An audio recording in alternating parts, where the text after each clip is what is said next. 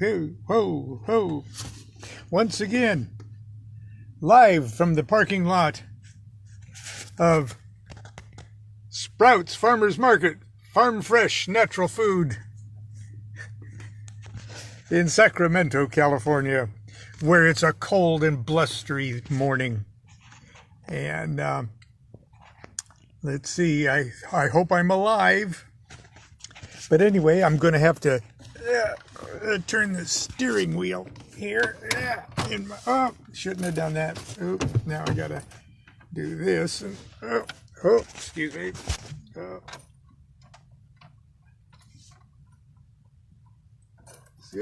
Excuse me. There we go.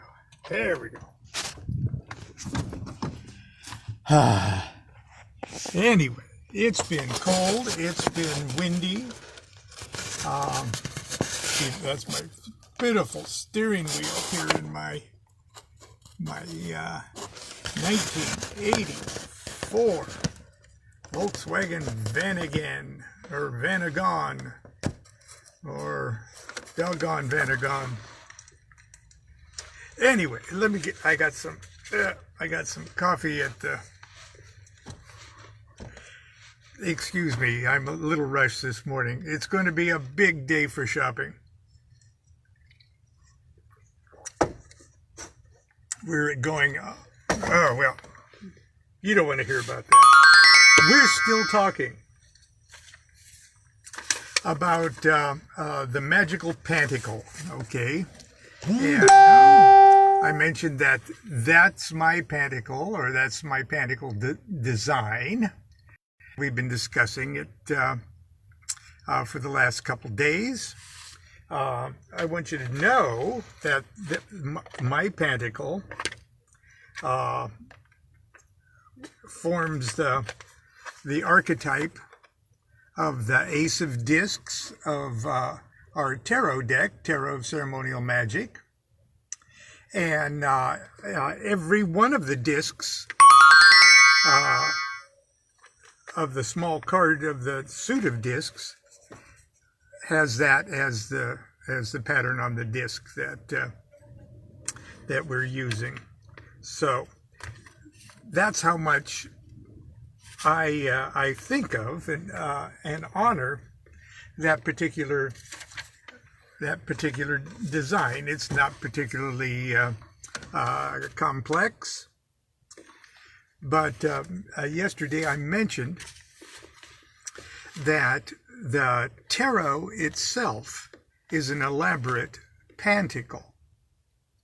And it was a fact that did not escape me as I was designing and creating and consecrating our deck of tarot cards, Tarot of Ceremonial Magic, which of course in the new edition, the new next millennium Magical Omaha edition looks like this. And so I want to read you something out of the book that goes with those cards, Tarot of Ceremonial Magic. This is a beat-up old first edition that I've taped, and it's falling apart. Look at it's a biohazard. It's so beat up, and but it has great sentimental value to me. It was first published in 1995. Okay, but the opening words of it, chapter 1, is actually called Qabalistic Mandala. And if this isn't a Qabalistic mandala, I don't know what is. As a matter of fact, everybody's panticle should be their own private, personal mandala. Okay.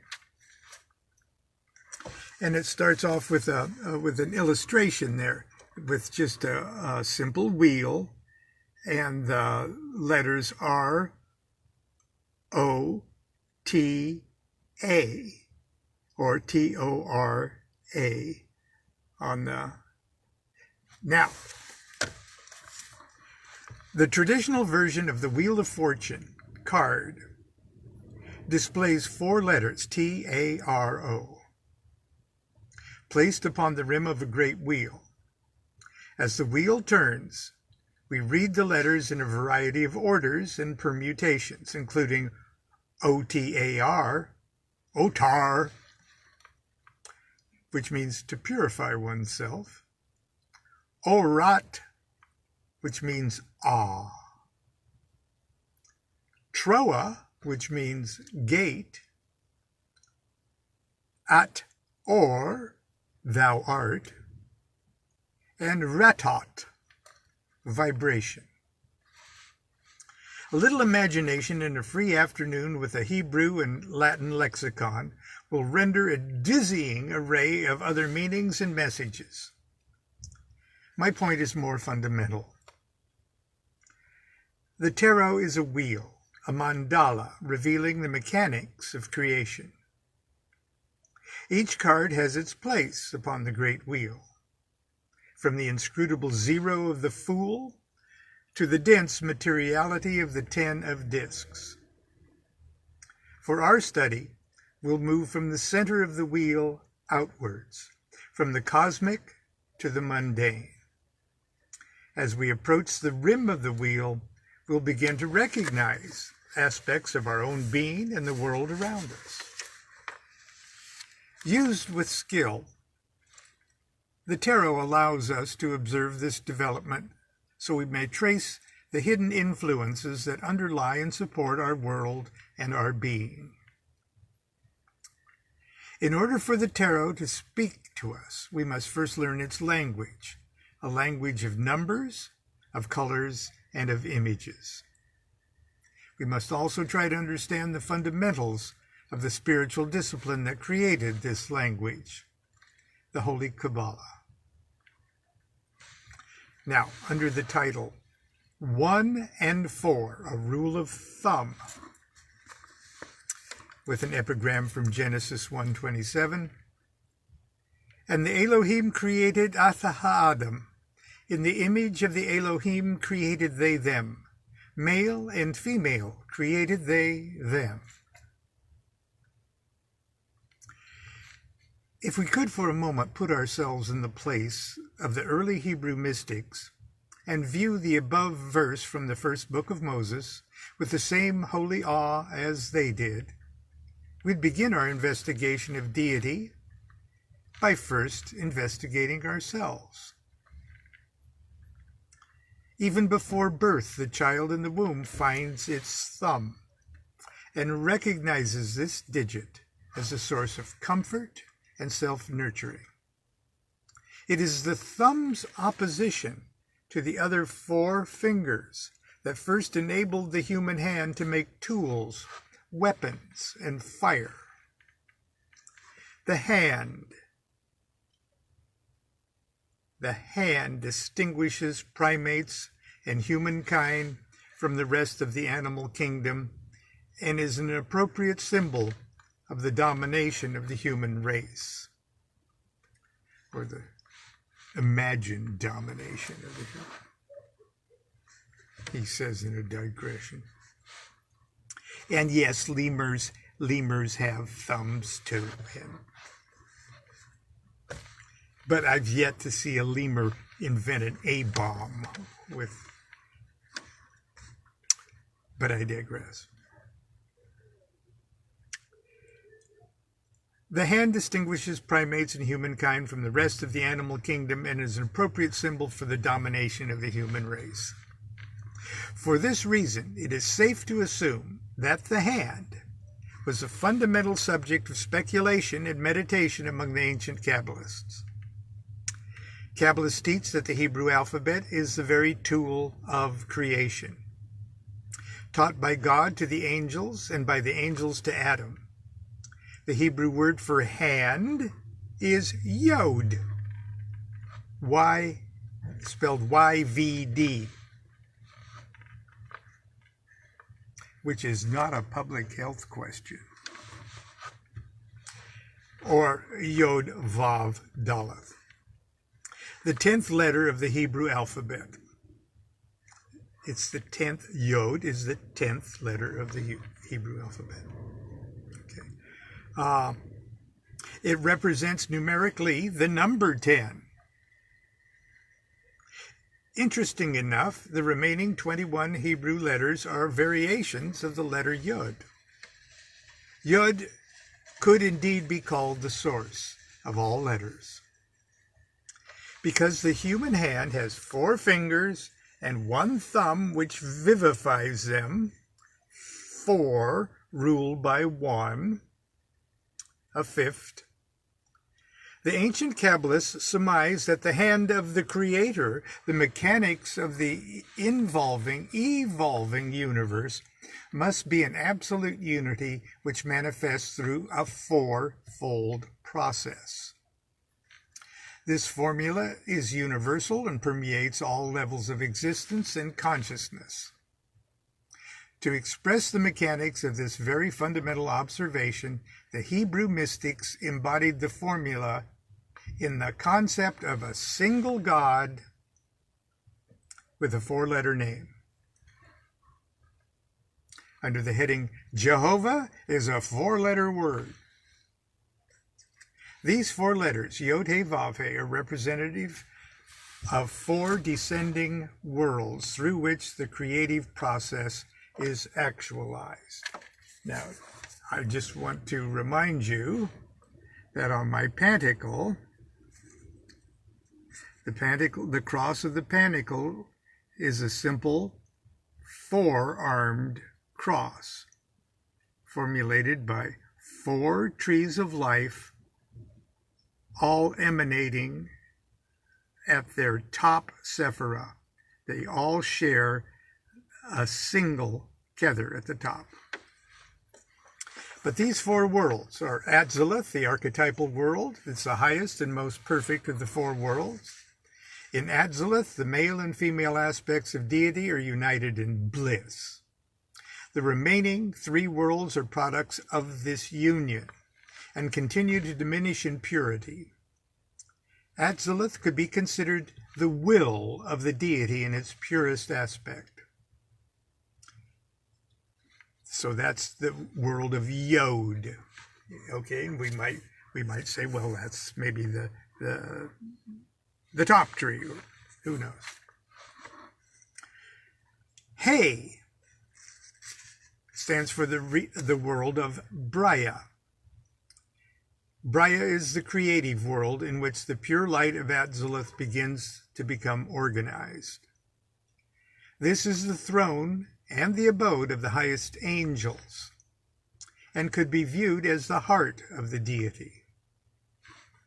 Technically, people like to assign Braya to the archangelic world.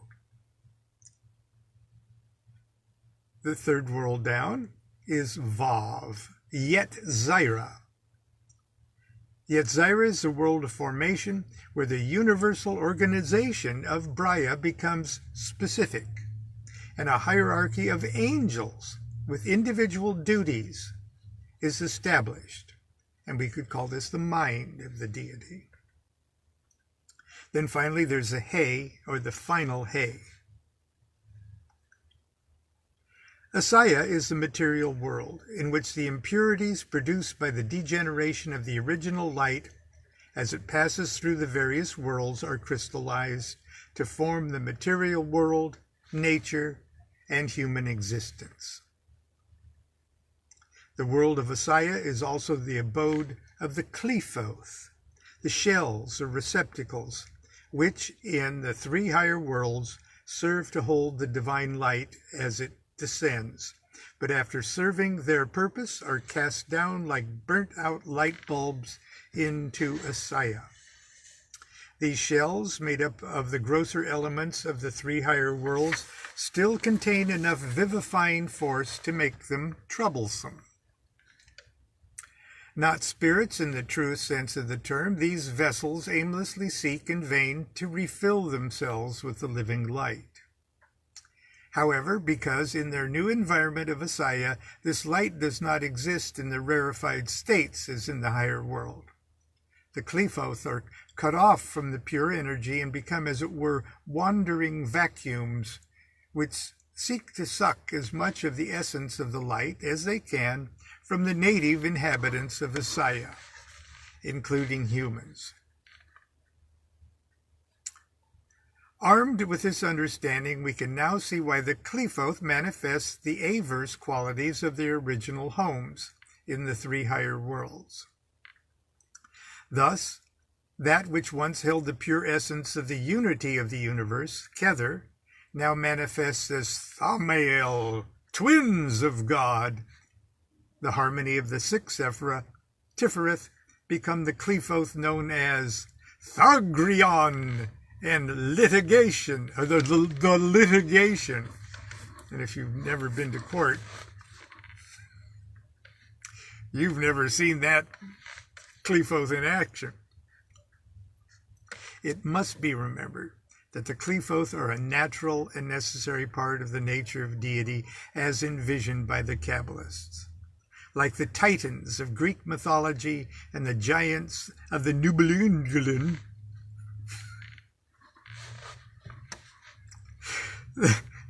the Qliphoth do the dirty work of building and supporting the material universe as we perceive it. They are dangerous to us only when ungoverned, unrecognized, or ignored. In fact, much of what we ignorantly believe to be ourselves, like our bodies, our minds, and our personalities, can't be considered Qliphotic containers for the incomprehensibly subtle essence that is our true identity. Now, these four Kabbalistic worlds, those four Kabbalistic worlds also serve as the blueprints for the four parts of the human soul, known in the Kabbalah as Chai, C-H-I-A-H. Now, if you've ever gone to a Jewish even birthday party, they would raise their glasses and say, L'chaim, L'chaim, to life. And the root of L'chaim is the Chai. It's the life force itself. So that's the highest of the Kabbalistic parts of the human soul, is just our life force, our Chai. The Neshama is the next lower one, and it's called the divine soul intuition, and it's a lousy, I will digress. Soul intuition is an awful term for it, but it's about the best term you could come up with in language. Look at it this way. There's part of us. There's part of it there's part of the mother's soul that wakes up in the middle of the night and realizes her child is in danger. It's not a signal that the child sends to the mother. It's not a radio telegraph message. Mom, I'm in trouble. Oh, it's a crack deal gone bad. Oh, he's going to shoot me.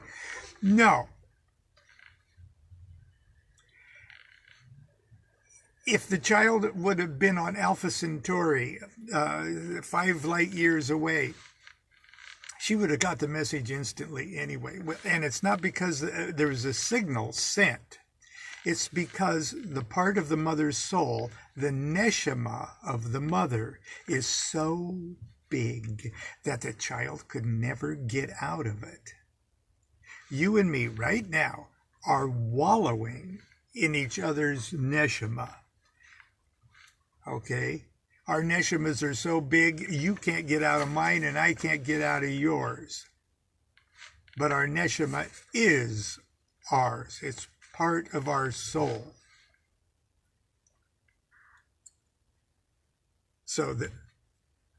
And they call it soul intuition.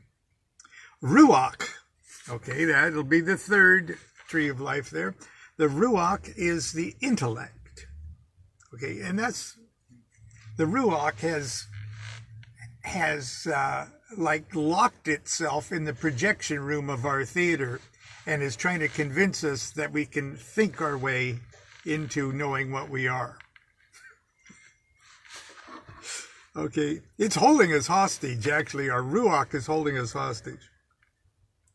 We got to rise above the Ruach. That's what Zen and Qabalistic exercises do. They engage the Ruach in all sorts of activities, so much so that the Neshama says, screw this. Oh, God, I'll go crazy if I just keep thinking. I can't think my way into God. I got to love my way into God. I got to wake up to my Neshama. Okay. Then there is the Nepish, the animal soul. And in Yiddish, a Nebish, I think, is sort of like a jerk. Okay. They are also exemplified in the four primal elements of antiquity: fire, water, air, and earth. As we'll see, these worlds and these elements are represented in the tarot by the four suits. So each of those trees of life is the suits. All four aces are piled on top of each other in the center. And then the 2, 3, 4, 5, 6, 7, 8 of each suit are distributed among the Sephiroth of those four trees of life that emanate as the rays of the cross. This fourfold division is further extended within each suit and expressed in the four court cards. The knights represent the fiery aspect of their respective suits, the queens, the watery, the princes, the airy, and the princesses, the earthy. But we'll have to say more on that a little later, because I think we've pretty much covered what we're going to need to cover in our parking lot meeting today. But I'm going to, I hope I'm giving you a hint at least of how the tarot itself is an expression, an expanded, a dilated pantacle, a universal pantacle. And when you get to the point in your magical career where you've wrapped your Ruach brain enough around the elegance of how your mandala, your pantacle, could be expressed in your own deck of tarot cards, you'll probably want to create your own. But anyway, so much for today. Continue to be good to yourself and be good to each other. Do what thou wilt shall be the whole of the law. Love is the law. Love under will.